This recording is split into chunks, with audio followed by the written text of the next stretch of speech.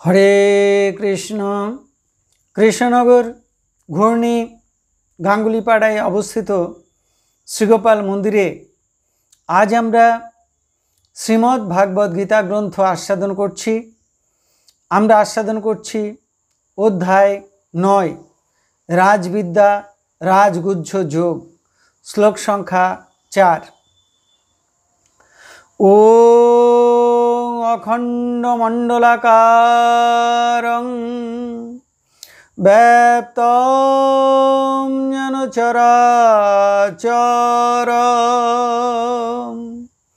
তৎপদং দর্শিতং যেন তস্मै শ্রী গুরুবে নমঃ।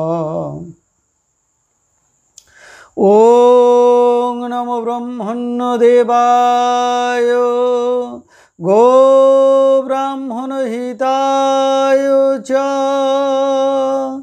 জগদ্ধিতায় কৃষ্ণায় গোবিন্দায় নমো নমঃ। ওং নারায়ণং নমস্কৃত্যং নরং চৈব নরোত্তমং দেবীং সরস্বতীং ব্যাসং তত জয়মুদীরয়েৎ। মূকং করোতি বাচালং পঙ্গুং লঙ্ঘয়তে গিরিম যৎকৃপাতমহং বন্দে পরমানন্দ মাধবম। ওং সর্বমঙ্গলমঙ্গলে শিবে সর্বার্থ সাধিকে শরণ্যে ত্র্যম্বকে গৌরে নারায়ণী নমস্তুতে। হরি ওং তৎসৎ। কৃষ্ণনগর ঘূর্ণি গাঙ্গুলিপাড়ায় অবস্থিত শ্রীগোপাল মন্দিরে আজ শ্রী শ্রী শয়ন একাদশীর পুণ্য লগ্নে আমরা শ্রীমদ্ ভাগবত গীতা আস্বাদন করছি। আমরা আস্বাদন করছি রাজবিদ্যা রাজগুহ্য যোগ, শ্লোক সংখ্যা 4। ময়া ততম ইদম সর্বং জগত অব্যক্ত মূর্তিনা মতস্থানি সর্বভূতানি ন চ অহং তেষু অবস্থিত।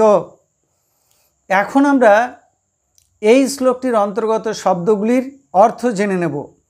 অব্যক্ত মূর্তি না, অব্যক্ত স্বরূপ, ময়া আমা কর্তৃক, ইদং সর্বং জগৎ এই সমগ্র বিশ্ব, ততম ব্যাপ্ত, সর্বভূতানি সকল ভূতি, মতস্থানি আমাতে অবস্থিত, অহং চ কিন্তু আমি, তেষু সেই সকলে, তাতে ন অবস্থিত অবস্থিত নই। তাহলে এই শ্লোকটির বঙ্গানুবাদ কি দাঁড়ালো? আমার অব্যক্ত স্বরূপের দ্বারা এই সমগ্র বিশ্ব ব্যাপ্ত হয়ে আছে, সকল ভূত আমাতে অবস্থিত, কিন্তু আমি সে সকলে অবস্থিত নই। ভূত অর্থে জীব, অর্থাৎ ভগবান বলছেন সকল জীব আমাতে অবস্থিত, কিন্তু আমি সেই সকল জীবের মধ্যে অবস্থিত নই। এখন আমরা এই শ্লোকটির অন্তর্নিহিত ভাব আস্বাদন করছি। ভগবান শ্রীকৃষ্ণ বললেন যে তিনি অব্যক্ত স্বরূপে সর্বজগৎময় ব্যাপ্ত হয়ে আছেন। এখন আমরা জানব অব্যক্ত স্বরূপ বলতে কি বোঝায়। অব্যক্ত স্বরূপ বলতে বোঝায় যে স্বরূপটি চক্ষু, কর্ণ, নাসিকা, জিহ্বা, ত্বক এই পঞ্চ ইন্দ্রিয় দিয়ে ব্যক্ত করা যায় না। সেই অব্যক্ত স্বরূপকে স্থূল চক্ষু দিয়ে দেখা যায় না, স্থূল কান দিয়ে তার কথা শোনা যায় না, জিহ্বা দিয়ে তার স্বাদ নেওয়া যায় না, নাসিকা দিয়ে তার অঙ্গগন্ধ নেওয়া যায় না, ত্বক দিয়ে তাকে স্পর্শ করা যায় না, তাই তাকে অব্যক্ত বলা হয়েছে। সেই অব্যক্ত স্বরূপটি নিরাকার, নিরবয়ব, সর্বময়, সর্বব্যাপী ব্রহ্মস্বরূপ। পরম ব্রহ্মরূপে স্থাবর জঙ্গম, কীট পতঙ্গ, লতা পাতা, গ্রহ তারা নক্ষত্র সর্বময়। তিনি বিশ্বময় পরিব্যাপ্ত, আবার তিনি বিশ্বাতীত, বিশ্বের অতীত। ভগবানের শক্তিতেই এই অনন্ত কোটি বিশ্ব ব্রহ্মাণ্ড সৃষ্টি হচ্ছে। এই বিশ্ব ব্রহ্মাণ্ডের স্থাবর জঙ্গম জীব সমুদয় সব সৃষ্টি হচ্ছে। তার শক্তিতেই সকলের পালন পোষণ হচ্ছে। তার ইচ্ছাতেই, তার শক্তিতেই এই অনন্ত কোটি ব্রহ্মাণ্ডের প্রলয় সাধিত হচ্ছে। তার মধ্যেই সৃষ্টি স্থিতি প্রলয় লীলা চলছে। সর্বজীব, সর্ববস্তু, সর্ববিশ্ব তাতেই অবস্থান করছে। তার বাইরে কিছু নেই। তিনি সকলের আশ্রয়স্বরূপ, সর্বাশ্রয়। তাই ভগবান বলেছেন যে এই বিশ্বের সব কিছু, সর্বভূত, সর্ববস্তু সব আমার মধ্যে বিরাজিত। এবারে ভগবান বললেন যে এই ব্রহ্মাণ্ডের সব কিছু আমার মধ্যে অবস্থিত, আমি কিন্তু সেই সকলে অবস্থিত নই। এই কথাটি ধারণা করা, বোঝা বেশ শক্ত। ভগবানের শক্তিতেই সর্ববিশ্ব, সর্ববস্তু, সর্বজীব সৃষ্টি হয়েছে। তার শক্তিতেই সকলে শক্তিমান। ভগবানের শক্তি ব্যতীত এই বিশ্বের কোনো কিছুরই অস্তিত্ব নেই। তাই ভগবান অণুপরমাণু থেকে শুরু করে চন্দ্র, সূর্য, ব্রহ্মা সকলের মধ্যেই আছেন। যেমন ভক্ত প্রহ্লাদের কথা মতো ভগবান একটি স্তম্ভের মধ্য থেকে নৃসিংহ রূপে নির্গত হয়েছিলেন ভক্ত প্রহ্লাদকে রক্ষা করবার জন্য। প্রতিটি বস্তুর মধ্যে তিনি অতি সূক্ষ্মরূপে বিরাজিত। এত সূক্ষ্মরূপে যে থাকলেও মনে হয় যেন নেই। তিনি প্রতিটি দেহের মধ্যে আত্মা পরমাত্মা রূপে আছেন। প্রতিটি বস্তুর মধ্যে অন্তর্যামী রূপে আছেন। কিন্তু আত্মারূপে, পরমাত্মা রূপে, অন্তর্যামী রূপে থাকলেও তিনি নিরাকার, তিনি নির্বিকার, তিনি সর্বসঙ্গ বর্জিত, উদাসীন, তিনি সাক্ষী স্বরূপ। তাই সকল কিছুর মধ্যে থাকলেও কোনো কিছুর মধ্যেই যেন নেই। সর্বভূতের বিকার আছে, ক্ষুধা, তৃষ্ণা, জন্ম, মৃত্যু, কিন্তু ভগবানের কোনো বিকার নেই। তিনি নির্বিকার, নিরবয়ব, উদাসীন, সাক্ষী স্বরূপ। যেমন আকাশ দেখে মনে হয় যেন সব কিছুর সঙ্গে আকাশ লেগে রয়েছে, কিন্তু বস্তুত পক্ষে আকাশ কোনো কিছুর সঙ্গেই লেগে নেই। মানুষ যখন ভজন সাধনের দ্বারা সমাধি লাভ করে তখন সেই পরম ব্রহ্মকে অনুভব করতে পারে। তখন বুঝতে পারে যে হ্যাঁ, সব কিছুর মধ্যেই তিনি আছেন। একম অদ্বিতীয়ম, রূপে রূপে প্রতিরূপে তিনি বিরাজিত, তিনি ব্যতীত আর কিছু নেই।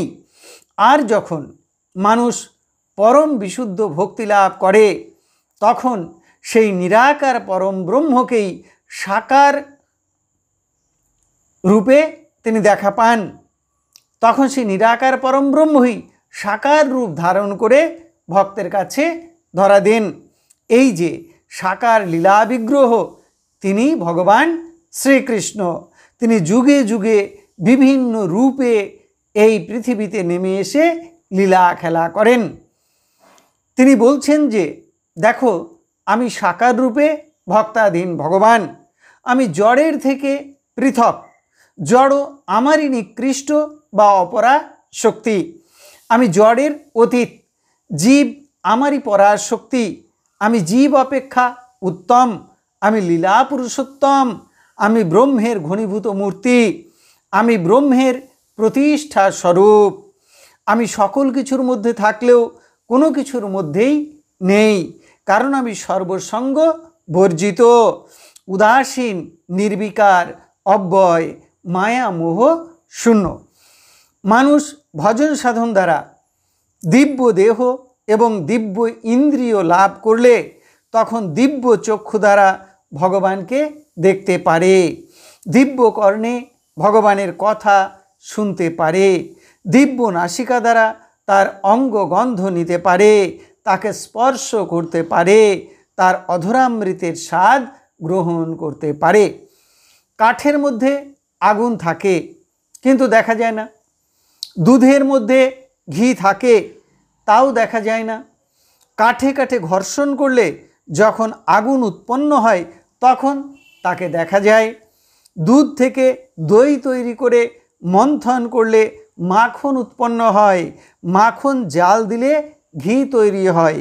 তেমনি জ্ঞান যোগে সাধন ভজন দ্বারা সমাধি লাভ করলে নিরাকার পরম ব্রহ্মকে জানা যায়, আর ভক্তির ভজন দ্বারা শুদ্ধা ভক্তি লাভ করলে সাকার ভগবানকে পাওয়া যায়, জানা যায়। যিনি সাকার তিনি নিরাকার। কেউ যদি জ্ঞানের দ্বারা সমাধি লাভ করে পরম ব্রহ্মকে জানেন তিনি নিরাকারকে জানবেন, আর যিনি ভক্তির দ্বারা জানবেন তিনি সাকারকে জানবেন। যিনি জ্ঞানের দ্বারাও জানবেন ভক্তির দ্বারাও জানবেন তিনি সাকার নিরাকার দুটোকেই জানতে পারবেন এবং জানতে পারবেন যে যিনি সাকার তিনি নিরাকার। দেখুন, আমরা সবাই জানি সমুদ্রে ঢেউ উৎপন্ন হয়। ঢেউ আর সমুদ্র কি আলাদা? না, একই। কোন অর্থে এক? দুটোই জল। আবার যদি বলি সমুদ্রের ঢেউ, তাহলে ঠিক বলা হলো, কারণ সমুদ্রের জল থেকেই ঢেউ উৎপন্ন হয়। যদি বলি ঢেউয়ের সমুদ্র, তাহলে কি ঠিক বলা হলো? না, ঢেউয়ের সমুদ্র নয়, ঢেউয়ের মধ্যে সমুদ্র নেই, বরং সমুদ্রের মধ্যে ঢেউ আছে, কিন্তু জল অর্থে দুটোই এক।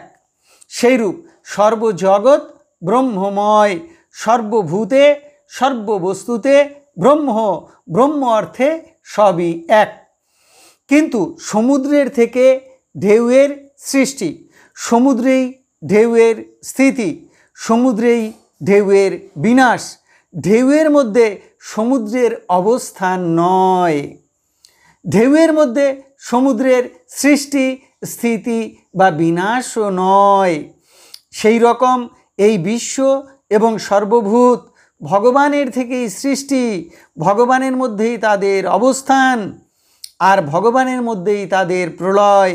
সৃষ্টি স্থিতি প্রলয় সব ভগবানের মধ্যেই হচ্ছে। বিশ্ব এবং বিশ্বের জীব সব ভগবানের মধ্যেই অবস্থান করছে। সব কিছু ভগবান নয়, সকল কিছুর মধ্যে ভগবান নেই। যেমন ঢেউয়ের মধ্যে সমুদ্র নেই। সকল কিছু ভগবানের বিভিন্ন প্রকার শক্তির প্রকাশ, যেমন ঢেউ সমুদ্রের শক্তির প্রকাশ। জীব আর ভগবান এক। কোন অর্থে? শক্তি আর শক্তিমান এক, এই অর্থে। জীব ভগবানের তটস্থ শক্তি, পরা প্রকৃতি। সর্ববস্তুর সঙ্গে ভগবান এক। কোন অর্থে? সর্ববস্তু ভগবানের অপরা শক্তির প্রকাশ। ভগবানের শক্তিতেই সর্ববস্তু এবং সর্বজীব বা সর্বভূত অস্তিত্বমান। সকলই বর্তমান এই ভগবানের শক্তির জন্য। সকল বস্তু এবং সকল জীবের মধ্যে সূক্ষ্ম শক্তিরূপে ভগবান অনুসৃত হলেও বা ভগবান সকল বস্তুর মধ্যে সূক্ষ্মরূপে অবস্থান করলেও ভগবান তাদের থেকে সম্পূর্ণ স্বতন্ত্র।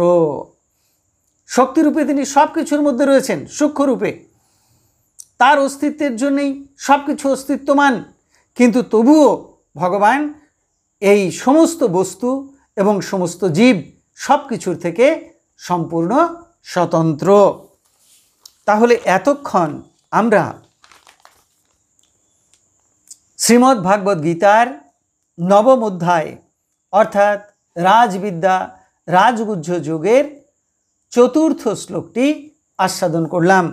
এখন আমরা শ্রীমদ্ ভাগবত গীতার মাহাত্ম্য আলোচনা করব।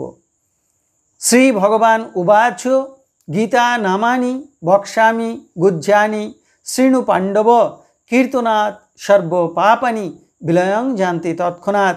গঙ্গা, গীতা চ সাবিত্রী, সীতা, সত্তা, পতিব্রতা, ব্রহ্মাবলী, ব্রহ্মবিদ্যা, ত্রিসন্ধ্যা, মুক্তিগেহিনী, অর্ধমাত্রা, চিদানন্দা, ভবগ্নি, ভ্রান্তিনাশিনী, বেদত্রয়ী, পরানন্দা, তত্ত্বার্থ জ্ঞানমঞ্জরি ইত্যেতানি জপে নিত্যং নরনিশ্চল মানসঃ জ্ঞানসিদ্ধিং লভে নিত্যং তথান্তে পরমম পদম।